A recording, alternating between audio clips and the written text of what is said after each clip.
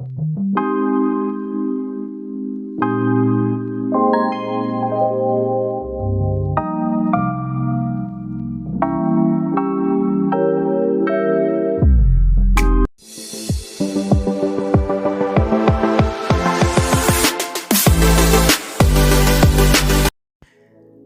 say every blank canvas holds endless possibilities, and this store was no exception. When I first walked in, it was a space filled with potential, untouched, unpolished, and waiting for a vision. Today I'm excited to take you on a journey where ideas came to life, one project at a time. From reimagining the layouts to picking out the perfect colors, every step of this journey was intentional. This wasn't about making the store look beautiful. It was about creating a space that tells a story and inspires everyone that walks through these doors. Let me show you how it all came together. Hello, besties, and thank you so much for tuning in. For those of you who are new to the channel, my name is Zen Mansu. To my returning subscribers, guys, welcome, welcome, welcome. As you can see on the screen right now, I was showing you the space before with the high ceiling, a heavy echo. It had this hideous, sink cupboard and this gray color. And I had to find a way to make this store make sense. And it took quite some time, but we managed. We firstly started with the signage. This was what solidified it for me, and I knew that this was happening. This is where all the magic began, and I realized that after the detail of the ceiling and the flooring that had been done, we were moving into a space that had a bit of potential. Here, the ceiling had just been installed, along with the drywall that was hiding that hideous sink, and the tiling had also just been put in. So it was a messy space, and I knew that this was now the time for us to start working on the walls. I had a vision. It was in my head, all in my head. I couldn't draw it out or put it anywhere, but I knew what I wanted the space to look like in my head. So hubby was at the store trying to take out some rubble and a whole lot of things that were left behind by the guys who did the ceiling for us. Yeah, working with contractors genuinely humbled me. This is the wall that now has the clothing rail.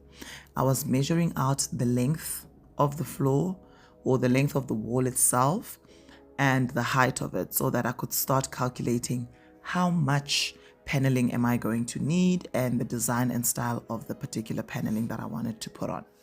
So normally I use the wooden paneling. If you followed the channel and you've seen the type of paneling I do use the wooden paneling. But for this project, I opted to try out I think it's called PVC or polyurethane, whatever it's called. But I had to use that paneling from Builder's Warehouse. So I did my measurements, and once I had done my measurements, then I had to go back and calculate to see how much I was going to cut everything by. It is a super high ceiling, by the way. Super, super high. I think the ceiling is at 3.2 meters, if not 3.1 meters. So what I needed to do was to find a way to put in these panelings without breaking the bank. One paneling is about 2.4 meters long.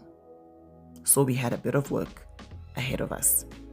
I then also went to the area that's now the reception area to measure that out, because I also had a vision of putting the paneling there, and I wanted the signage to go in the middle of the paneling. One thing I can tell you about DIY that you need to be comfortable with is measuring. You need to measure, and measure again to be certain, 100% sure that you have calculated everything you need correctly. And once you've gotten your measurements right, the other thing is alignment. That yellow thing that you see on the floor, it's called a spirit level, and we use that to make sure that everything is level and straight and looks right to the eye. The challenge with this is that not all skirtings or floorings are done at the same level. Like the skirting is you see the tile on the side. Sometimes it's skewed, sometimes it's not straight, and that's where your challenge will always come in ensuring that your paneling is 100% straight. So you constantly have to, measure the left, the middle, the right, and check if everything really is aligned, step back, look at it, and make sure that it is 100% straight. And I think because this is a store now, for me, it's a matter of when people come in visually, it has to be 100% appealing, you know? And that was the challenge that I was working with here. But eventually we got to a point where we were comfortable.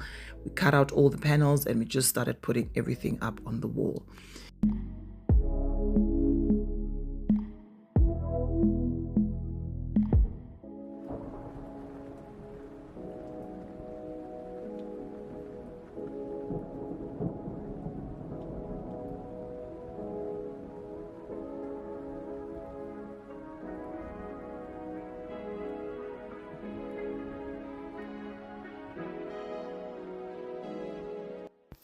So, because this was obviously my first rodeo in terms of opening a store, I knew that one thing I definitely didn't want was the color white. I don't know, and I didn't care what the color white means to the naked eye, but personally, I wanted a space that had a bit of warmth and it had style and class. So, I opted to go with ivory parchment as my color. Here I was basically just testing out the color for myself to make sure that visually it will be as appealing and give the look that I want. It did. I then continued to paint the rest of the space. And one thing I absolutely enjoyed is when I switched on those lights and looked at the finished painting on the wall. I mean, honey, look at the pictures. Look at the video. It was absolutely beautiful. And I couldn't wait to start filling up the space and making it feel like a store. I started out with my mirror that I bought. Can we get a moment for this mirror, guys? I bought this carpet from Decor and I put it there. And I really started to see the vision come to life. Okay. So everything literally gelled so well. And that is the final look and feel that we have for the store. Thinking this is where we started. This was the blank canvas that we had. All it needed was a little bit of love, a little bit of patience, and a vision to make sure that the space comes to life and to finally have this beauty right here. I didn't want it to be your typical, I'm going to buy a traditional outfit. You get there, you want to start negotiating prices. No, honey. I want you to walk into the store and feel that, you know what, here I'm getting my money's worth. That's why I'm here. I want you to have an experience. I want you to know that the person behind the store cared so much that she even took the time to make the store herself from scratch. Call me Nara Smith, somebody.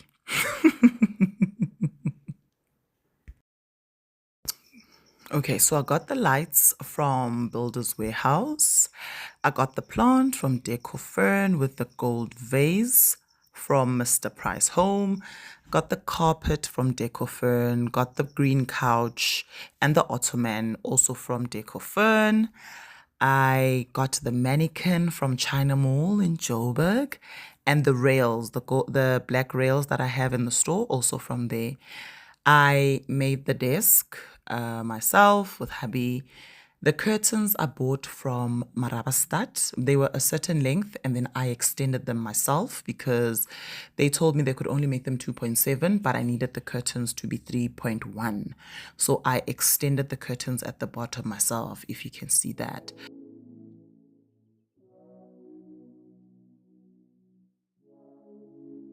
Hey guys, thank you so much for watching all the way to the end of the video. Really appreciate it, and I do want to hear from you. I'd like to hear what your thoughts were. One thing that I definitely wanted to kind of highlight, right, is a lot of people will want to wait for things to happen because I don't have money for a painter. I don't have money to get someone to come and install paneling. I don't have money to get someone to XYZ, when half the stuff can be done by your own hands. So what I find is a lot of us as women truly find it very intimidating to step into what is predominantly regarded as male jobs, especially South African women. I'm finding drips and drabs of women that are into DIY and doing things themselves and literally willing to go onto a step ladder and so forth. And I think I want to encourage you to to start doing little bits of things like that. So obviously, not all of us are going to be, installing a store per se, but you will see on the channel that even at home, I wanted to start changing certain aspects of the house, and I realized that because I'm doing it on a budget, I'm going to have to learn to do a lot of things myself. So if you have the patience, if you're good with measurements, because the important thing is understanding when you're measuring this to that, what it means afterwards, right? And those are skills that you can learn over time. I promise you can learn over time. Sometimes you have to sketch things out to know how they will look. But if you've got a photographic brain like mine, I tend to have a picture in my head and I'll use whatever picture I have in my head. So I think I want to encourage you, don't be shy to walk into a builder's warehouse and tell them, I'm looking for wood. I'm looking for this. How does it work? What must I do? Etc. Do not be shy to ask. That is the only way you're going to learn. And do not be afraid to be seen trying. Never be afraid to be seen trying.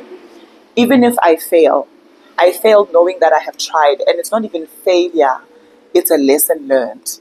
It's what did I do that didn't work out in order for me to do this again, but to do it better. So that is the one most important thing that I definitely would say, keep in mind when you are going to try new projects. So be it DIY, be it anything, be it a business, try. Do not be afraid to be seen trying.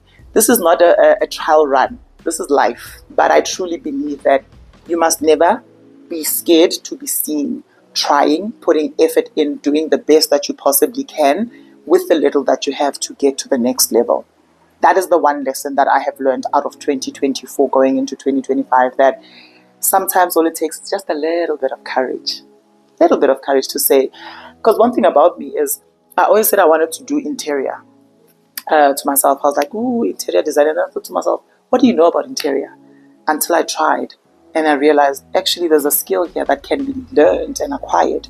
Keep doing, keep trying, and it'll get better. It'll get you to the next level that you need to get to. Same with sewing. I did the very same thing. So never be scared to be seen trying, ever. It'll never be wasted effort. Thank you for watching all the way to the end. Wishing you guys an amazing week ahead. Till the next video, let me know if you want me to do a try on haul in store with all the items that we have. I think that'll be something cool to do, right? Don't know about you, but that's what I think. Let me know, and I'll catch you guys on the next video. Also, how cool is this? I forgot my tripod at home, so I went to my neighbors, and look at this. They sell these cool gadgets, So I was like, okay, this is a cool tripod. Look at this. I'll show you the name of the store just now. But this is the tripod and this is how it looks. And what's nice about it is that it's super portable. So literally I'm just going to take it down.